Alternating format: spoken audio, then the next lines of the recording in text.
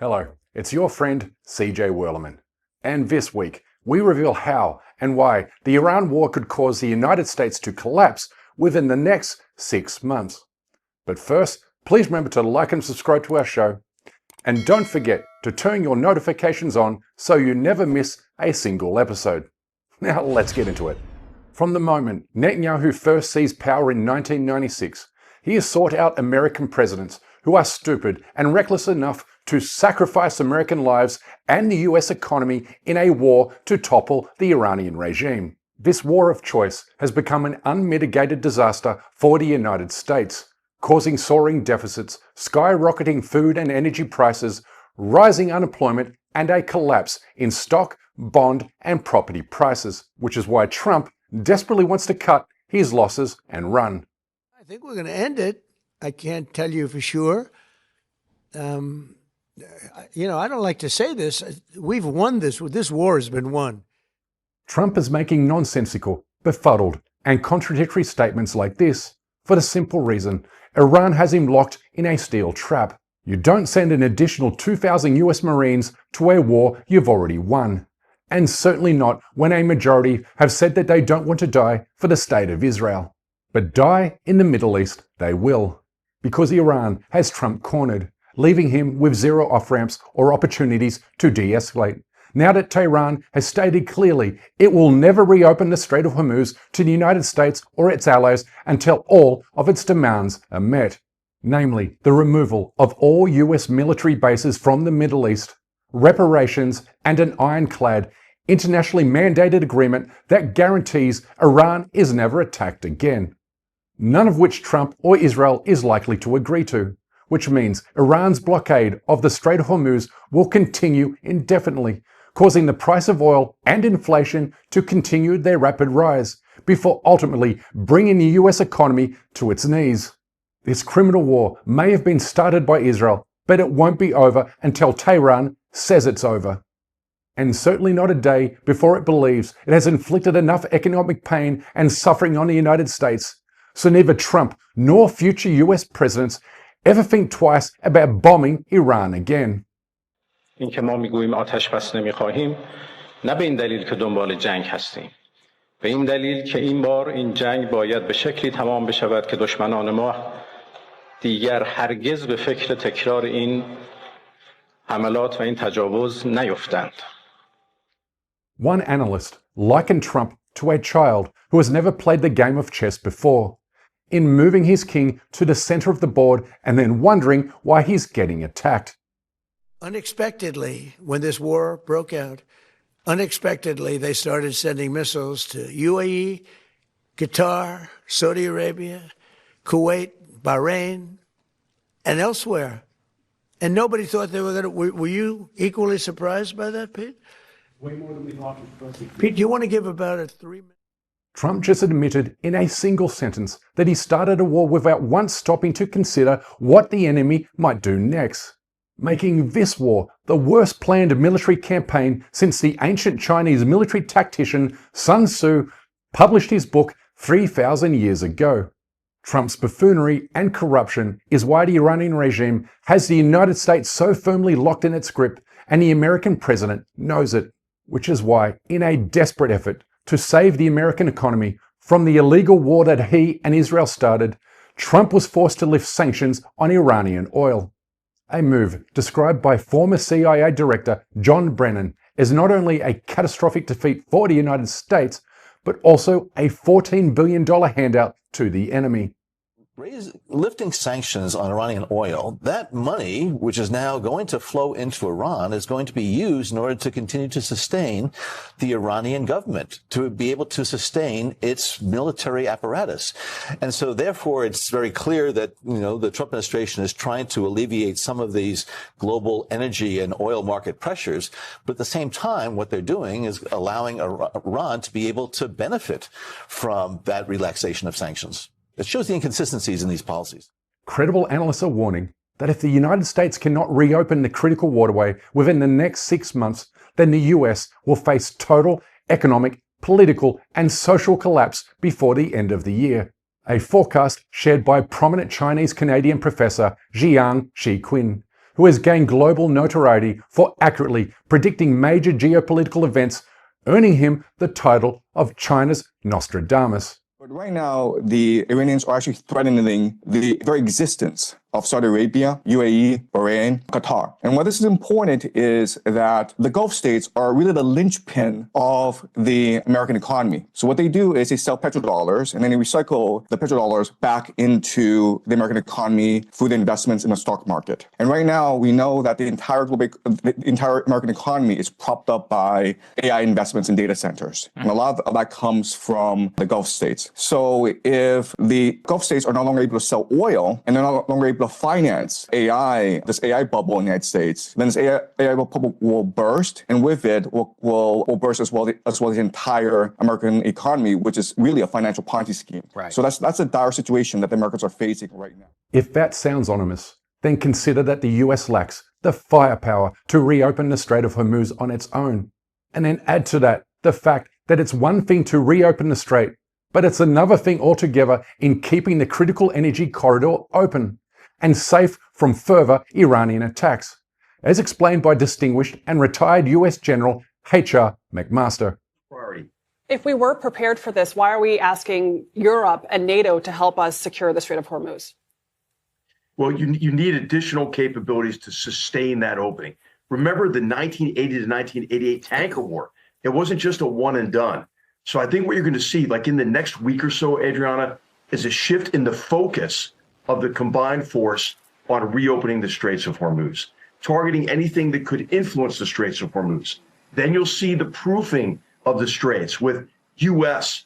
mine-clearing vessels. But you want other vessels to come in as well from Poland, from the U.K., Australia, Japan. They're on the way now, but it takes like 30 days, right, to get ships from Europe down into the Straits and integrate them into the task force.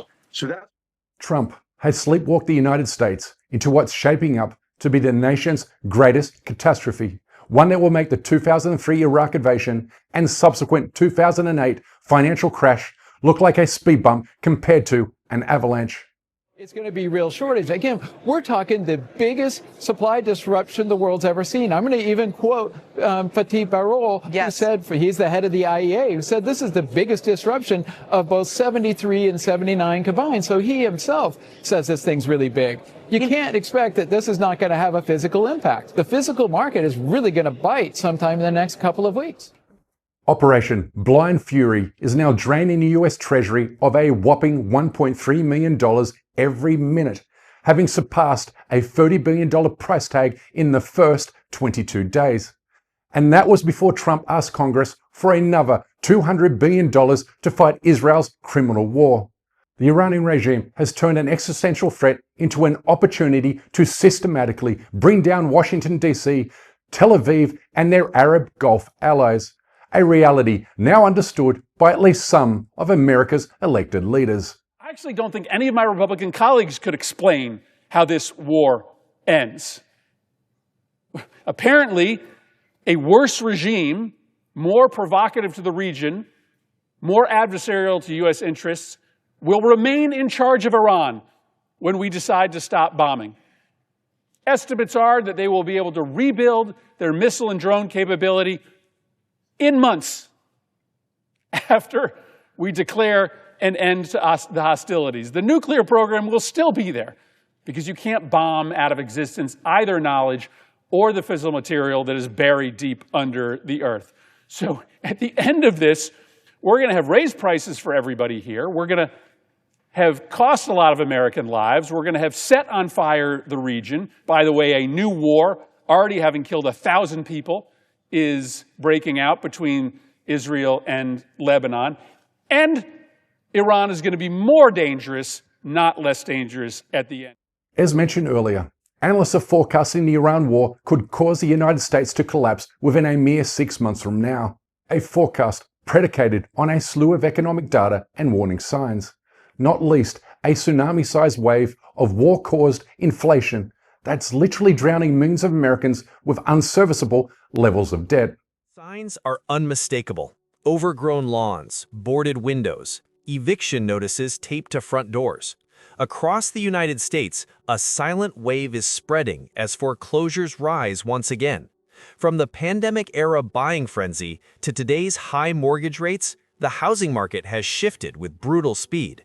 And now, some cities are seeing foreclosure numbers climb to levels not witnessed in more than a decade. The 30-year mortgage rate just hit 7% and climbing, which means struggling American families who didn't vote for Israel's war of choice are now forced to foot the bill for it. Which is why you're seeing Zionist-friendly media outlets trying to convince millions of now jobless and homeless Americans that it's their patriotic duty to sacrifice and suffer for the state of Israel. As far as the oil prices, people just need to stop panicking. It's worth it to prevent Iran from having a nuclear weapon. So if I have to pay a little bit more for gas, I'll pay the price. I mean, in order to have long-term stability. The disruptions in the global markets are real and may be painful.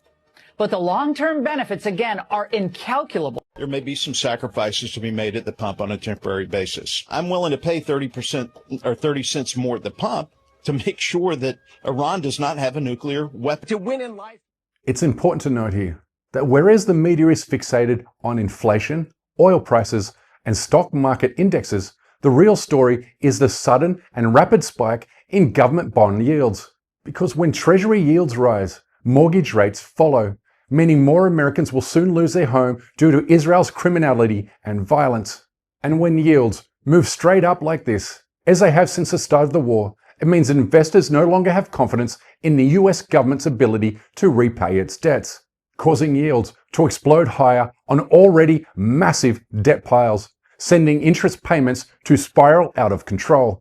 A fate that will eventually destroy the government's ability to fund basic human needs, including Medicare and Social Security, while bringing into view the next great economic depression. Even some of Trump's closest Republican allies are now sounding the alarm. You posted this tweet just yesterday or earlier today. Our debt is our national security crisis. No foreign army threatens America like our own reckless spending does. Washington refuses to say it. I will. The debt is now over $39 trillion.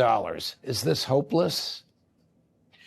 Well, the thing is the current war makes it worse. We're spending about $1 to $2 billion a day. My prediction is within the next month or two, there'll be a request for a military supplemental. US government bond yields are rising, at least in part, due to Iran's decision to grant safe passage through the Strait of Hormuz to nations that pay for their oil with the Chinese currency instead of the US dollar. A move that has Trump rightly panicked, given the US-Saudi petrodollar is how the United States gained its status as the global hegemonic power. But for the United States, these good times are now over. Because with one simple move, Iran has pushed the US-Saudi petrodollar towards extinction. Tehran has not only ended the era of American economic warfare, but also it has gained control over world oil and food prices in a mere 22 days. This is real geopolitical power, and Iran won't give it up easily. This is where we are because Biden did nothing to stop Israel committing genocide in Gaza, which in turn emboldened the Zionist regime and Trump to launch a criminal and unjustifiable war against Iran. But even more concerning for the future of the United States is the fact that Trump has lost control of Israel, with Netanyahu telling Israelis that he will continue to attack Iran even if Trump negotiates a peace settlement. מוקדם יותר היום שוחחתי עם ידידנו הנשיא טראמפ. הנשיא טראמפ מאמין שיש סיכוי למנף את ההישגים הכבירים של צה"ל וצבא ארצות הברית כדי לממש את יעדי המלחמה בהסכם, הסכם שישמור על האינטרסים החיוניים שלנו.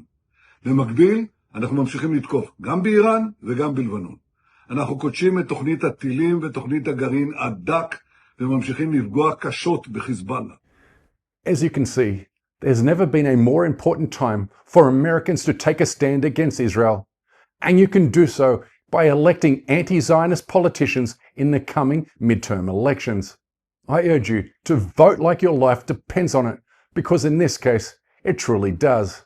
And please, do support independent media outlets that challenge Zionist propaganda, including our channel, which was recently demonetized for exposing evidence of Israeli war crimes. Therefore, we kindly ask that you please support our effort to expose and confront the Zionist lobby and other injustices in the Muslim world by becoming a member of our show at patreon.com/CJ Werleman. We can produce, sustain, and grow the show without your help, and we offer exclusive content and other benefits to those who do. Whether you're watching or listening, I wish you a good evening, good morning, wherever you are, and stay blessed.